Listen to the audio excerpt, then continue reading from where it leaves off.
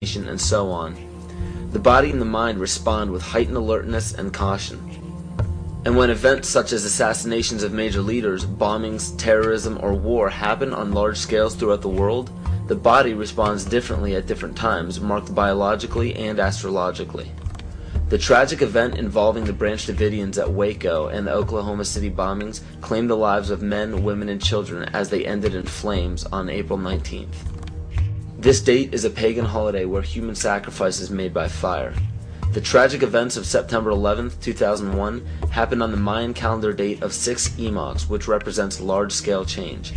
And when the U.S. attacked Afghanistan on October 7th, 2001, this was the Mayan calendar date of 6K, which represents balancing. Please understand that these weren't prophecies or predictions. The Mayans simply understood the body's natural cycles. So these unfortunate events are not by chance. One needs only to look at the result of the major political decisions of the United States since the inception of the United Nations to catch a glimpse of the ultimate goal. Every major war, assassination, terrorist attack, or security weakness exposed has two specific common themes. 1. The unfortunate event makes worldwide news and scares or angers the public. And 2. The result, no matter what, is always the expansion of government and the destruction of constitutional freedoms. It doesn't matter what the excuse or the explanation is. The result always tells the truth. A child can give the greatest excuses every time he's too sick for school, but if it always happens on the day of a test, the truth is revealed by the result. The major media outlets can give every explanation in the book as to why war is declared, assassinations happen, and terrorist events take place, but if they all end up in the expansion of government and the destruction of constitutional freedoms, the truth is revealed by the result.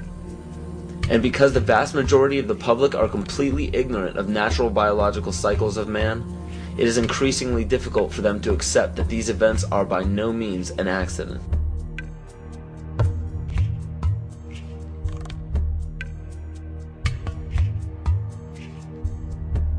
In my rolling on the floor and trying to protect myself from the heat and being in the pitch black, not able to see, that the voices of those behind me screaming kind of got through to me.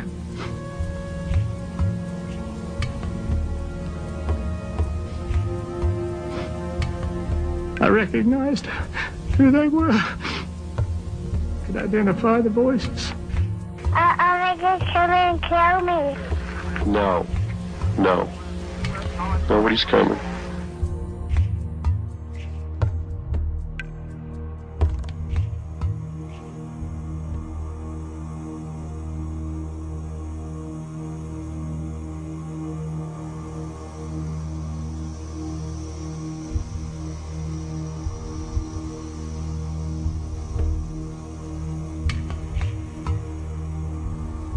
A statement reportedly made by Attorney General Janet Reno during an interview on 60 Minutes.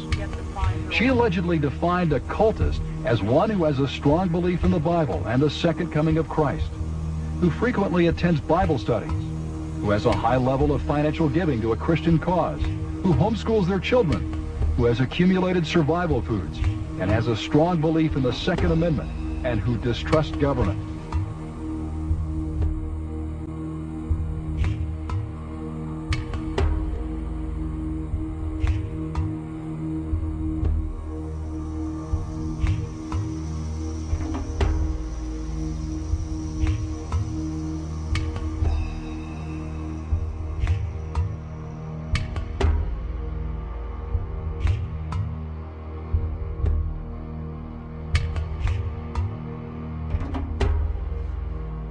Through federal authorities that a second bomb has been found inside that federal building in Oklahoma City. It was an explosion at 9 o'clock this morning that did that damage you're looking at right there.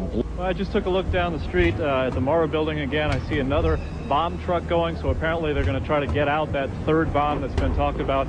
At the present time, the medical teams downtown are unable to get into the wreckage to retrieve more of the injured because of the presence of other bombs in the area. I've been told by the police department that just as soon as those bombs are defused, they will permit the medical teams to enter. Now, we're also hearing from some witnesses on the scene that they've overheard from firefighters that were first on the scene that there was a possibility that there was a secondary explosive device besides the car bomb device outside the building, and that that device may have been placed near the nursery.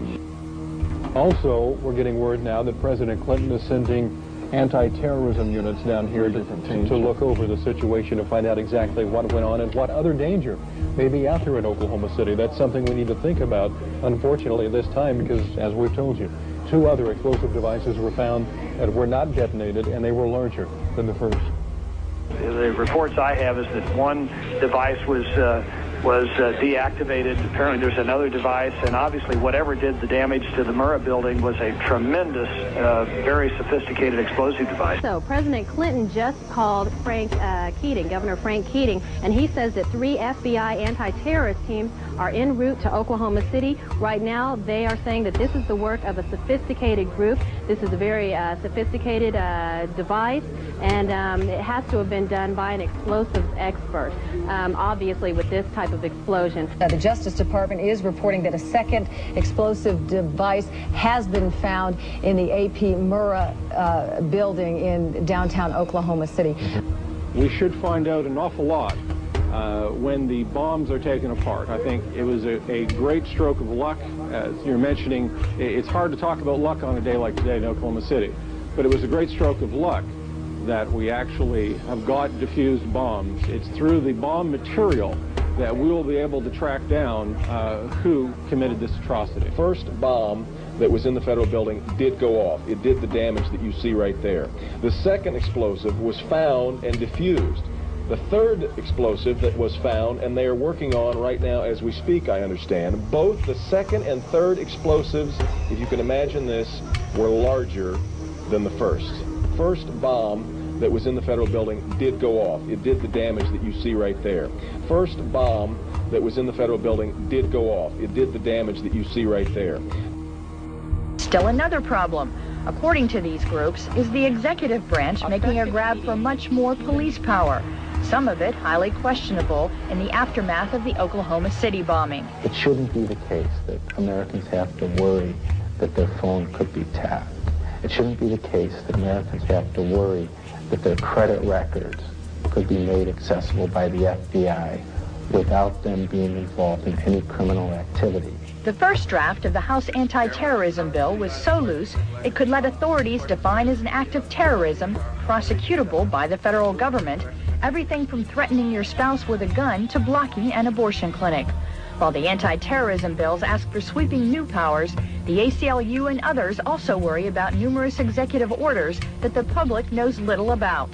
These orders could give the president, federal agencies, and the military near dictatorial powers.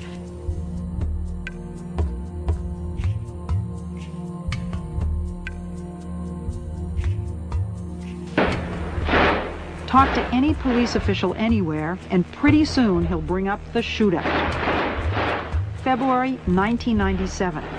2 bank robbers in full body armor and firing AK-47s did battle with police on the streets of North Hollywood, California. It was every officer's worst nightmare come true.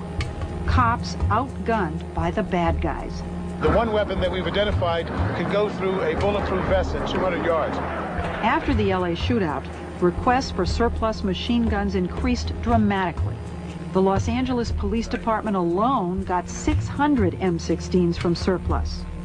Nationwide, the number given away more than doubled this year. And many departments decided to issue them to regular patrol officers on daily duty, all because of one shootout in one city.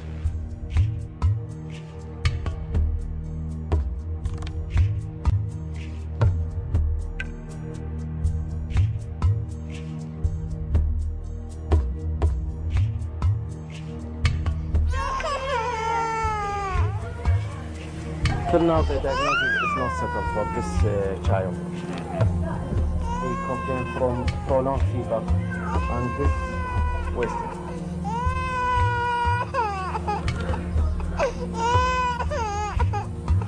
We have heard that 500,000 children have died. I mean, that's more children than died in Hiroshima. And you know, is the price worth it?